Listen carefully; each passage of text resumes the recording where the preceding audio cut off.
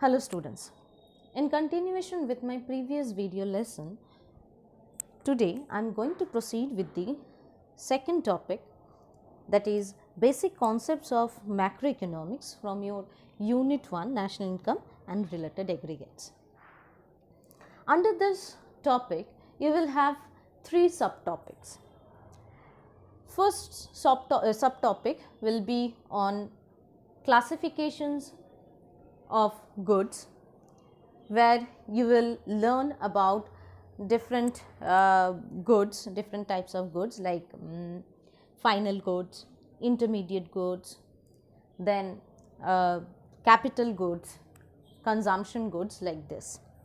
And the second subtopic you will learn about the concept of stock and flow, which is very important to know before going to the deep of this national income and related aggregates. We need to know how we can determine or what is stock and what is flow and all. Okay, so this part will come under the second subtopic.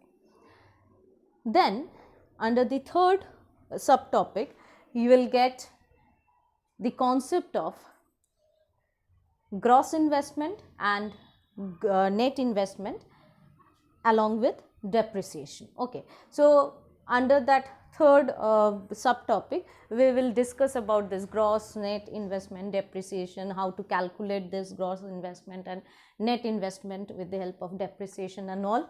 So we will learn about this. Now in a single video it is not possible to cover all these three subtopic.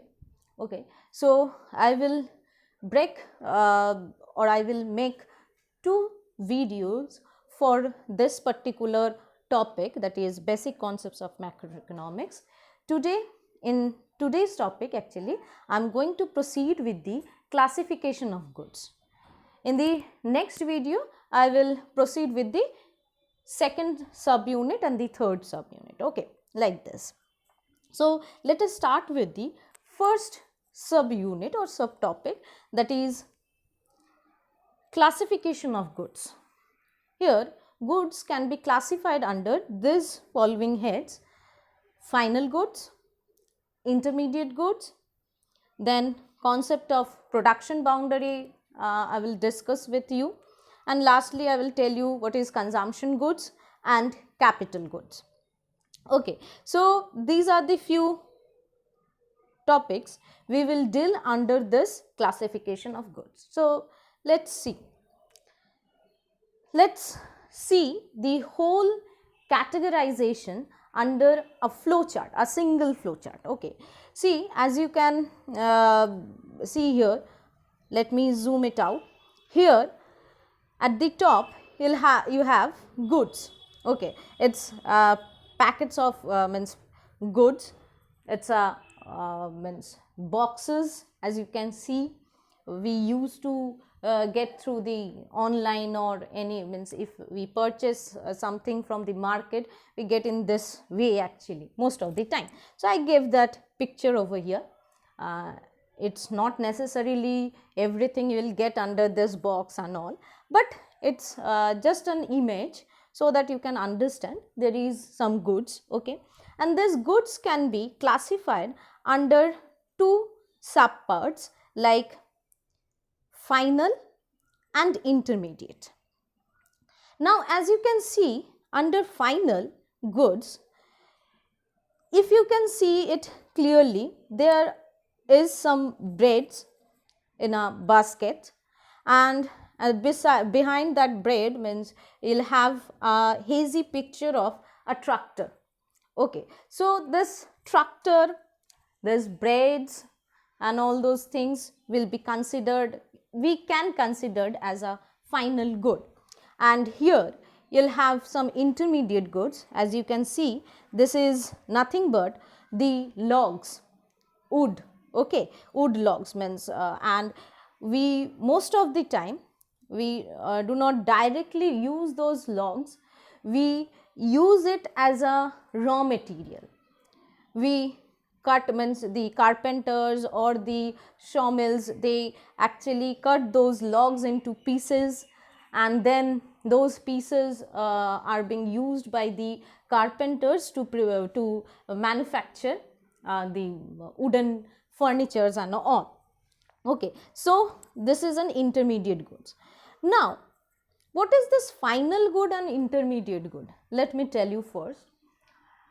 Final goods are those goods which anyone purchased for either for their final consumption or for the investment purpose. Whereas in case of intermediate goods, someone is purchasing intermediate goods for either for further production or for reselling purpose. Okay, like if we consider here this bread, okay, this breads, if we purchase bread from the market for our home, okay, and we are purchasing it from the market and we are having it in the morning breakfast or like that, then it will become a final good. Similarly, means as well, because it's consumed by the finally consumed by the consumer, okay, we are not purchasing it for further production or reselling purpose. Similarly, the picture of tractor is given here to show that farmers purchasing those tractors for their cultivation purpose, actually for their work, and they are investing that money. They are not reselling, the farmers, they are not going to resell that tractor. They are purchasing or they are buying that tractor for their own use. Okay, so this is one kind of investment they are doing. Whereas in case of this logs, if you see this woods, okay, what the people are doing, the carpenters or maybe the sawmills, they are purchasing these logs, wood logs, from the forest persons, means those who have the forest or like that, from them they can buy these logs and they convert these logs into flat woods, okay, and then those woods are being used for the making furnitures. Okay, so they are not using these woods directly, and in this example, particular example, so this wood or this log in the picture is become an intermediate goods because we are using for using these woods for further production. Okay, so this is what about final and intermediate goods. I will later on in the later slides I will discuss it in more detail. Okay, now this final goods again can be classified under two heads. One is consumption goods and one is capital good. As I said, bread we are consuming if we purchase it from the market for our home, for our own use, then it will be considered as consumption good. Whereas this tractor has been purchased by the farmer for the for the production process. It will help the farmer to produce or to cultivate, actually. So this tractor can be considered as a capital good. Okay, now in gist we can say, therefore, goods can be classified into two major heads: final goods and intermediate goods. This classification mostly depends on what? Mostly depends on the end use or purpose of buying. If you are purchasing the product for your final consumption or investment purpose, then that good will be considered as final good, and if you are purchasing it for further production or for reselling purpose, then it will be considered as intermediate goods. Okay, now this final goods again can be classified under two heads, like consumption good and capital good. Those who are purchased by the consumers for their final consumption, considered as the consumption good, and if for the investment purpose someone is purchasing something, then that particular good will be considered as the capital good. Okay, so let's move on to the next slide where you will know about the final goods in more detail. Okay. First of all, let me tell you the definition of final good, which I have already mentioned in the last slide, that goods which are used for final consumption or for investment purpose. Means if you are buying, if you are purchasing some good for investment purpose, for the investing it into your business, or maybe for your home for the final consumption, then those goods will be considered as final goods. Now, these goods used by consumers for the final consumption to satisfy their own wants. Okay, means if you are feeling hungry and you purchased a packet of biscuit from the shop, then that biscuit packet will be considered as what? The final good, because you will purchase that packet and you will tear it and then you will have that biscuits. Okay, so you have used that for satisfying your wants. Okay, so this will be considered as the final consumption. Here as the example means you can take the example of bread, biscuit, like this. Now, final goods also can be used by the producer, as I said, for investment purpose. If you are purchasing one machine to install in your factory, suppose you are a owner of a factory and you purchased a machine so that you can install that machine in your factory, then that machine will be considered as final good. Okay, because you have purchased it or use it or you are going to use it as a investment or fixed asset actually. Okay, so it will be considered as final good. In the previous slide, the example was what? Tractor. Now, this final goods, if we consider the fourth point, it's very important to remember. Okay, these goods, these final goods actually have a direct demand. Means directly there is a demand for this type of final goods. As I gave the example, you are feeling hungry and you purchased a packet of biscuit or maybe a packet of bread, then there is a direct demand. You are feeling hungry, you purchase that bread or biscuit, and once you have it, you can satisfy your want then and there. So there is a direct demand, there is no derived demand. Okay, so this final goods always have some direct demand. And one very important thing, the value of all these type of final goods are included in the calculation of national income. After all these basic concepts and related aggregates and all, when we will start that measurement of national income chapter, actually we have to solve so many numericals, we have to understand too many things actually. Under those national income, you need to remember that we have to include the value of all the final goods. We cannot include the value of intermediate goods over there. Only the value of final goods will be included. Okay, under the calculations when we are or when we will be calculating this national income, GDP and all those things. Okay, so these are the 5 important points regarding this final goods. Now move on to the next type of good, that is intermediate goods. Intermediate, the term itself signifies this thing.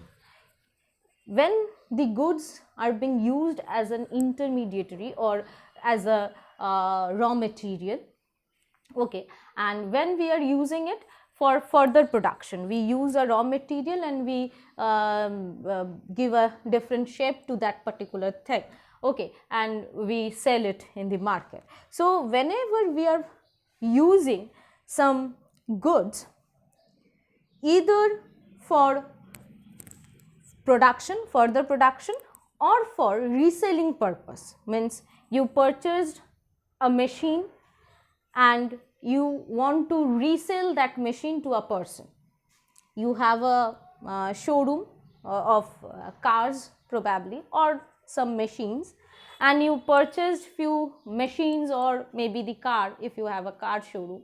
Then you purchased it from the automobile industry or that machine industry, and you are reselling those things, those machines or cars at your showroom. Then those machines or cars will be considered as intermediate goods, because you are not purchasing those machines or cars for your final consumption or for the investment purpose. Okay, so this is all about the intermediate goods. Okay, so you need to remember, or how you can define this intermediate goods. Intermediate goods are those goods which either used for reselling purpose or for the further production. Now, as I gave the example, if a shopkeeper purchased something from the company for reselling purpose, then that will be considered as intermediate goods. Like milk packet, if a shopkeeper purchasing that milk packet from a dairy factory, then it will be considered, those milk packet will be considered as intermediate. But if you are purchasing that milk packet for your home, then that milk packet will be considered as what? As a final good, because you are consuming, or you are purchasing that milk packet for the final consumption. Okay, that thing you need to remember. Next, if producer purchase some raw materials for the further production, then that will be considered as intermediate goods. Like in the previous slide, previous slide, under that flow chart, I told you that those wood logs will be considered as intermediate goods, because furniture making company, they can purchase those wood logs, and they can cut it into, say, different shapes or pieces, and they can manufacture or prepare some tables or some wooden furnitures from that. Okay, so this is the intermediate goods. Now, unlike that final goods, in the final goods what we have seen, those have direct demands, but for the intermediate goods there is some derived demand. For intermediate goods, we have to remember these goods have a derived demand. Like directly we are not demanding those intermediate goods, we need something else, and for that thing we need something, some intermediate goods or raw materials. Like there is a demand for the furniture from our end. Okay, from the people's end, we need what? Most of the time we need a furniture. It may be made of wood, it may be made of steel, anything, or maybe plastic. So we need furniture. So furniture is a direct demand. Okay, but it depends that whether we want a wooden furniture, or we want a steel furniture, or we want a plastic furniture. On the basis of that, the company will purchase their raw material. If I need a wooden furniture, okay, then they will use wood logs as the raw material. If I need steel furniture, they will use steel, or rather the irons. Okay, so these intermediate goods, these raw materials, or like this type of thing, actually have a derived demand. There will be no direct demand like the final goods. And very important thing, as I mentioned in the previous slide also, whenever we are going to calculate national income, we will never include the values of intermediate goods. We have to include always the values of final goods, not the intermediate goods. Okay, so these are very important points about this intermediate goods. Now the question is how we can determine or decide the final or intermediate. As I mentioned earlier, the milk packet can be used as a final good or maybe intermediate goods, it is sometimes very confusing. Okay, so how you can decide? It depends on the end use. Actually, the same good can be considered as final as well as intermediate. It depends on the end use. Okay, if you are purchasing that milk packet or maybe that bread for further production, like for making tea or making sweets for a shop, tea shop or sweets shop actually, or you are using that bread which we have initially considered as final good for making pizza or making pav bhaji and all those things, and they are prepared by the restaurant, then those items will be considered as what? Intermediate goods, because they are further producing something with the help of those items. Maybe it is bread or maybe it is milk. But once you are purchasing that milk packet for your own consumption, then will be considered as final good. Okay, it same for the wood, example of wood as well. As we know, till now in remote village areas, people are using firewoods as a fuel actually. So if they are purchasing those woods for those fuel purpose actually, for the domestic use actually, then that wood will be considered as final good.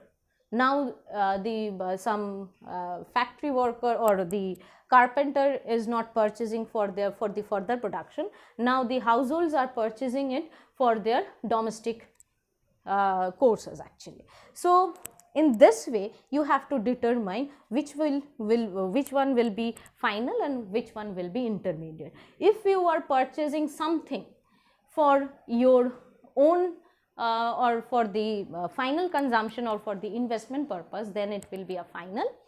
And if you are purchasing or using that good for reselling or for further production, then that thing will be considered as what? As the intermediate goods. Okay,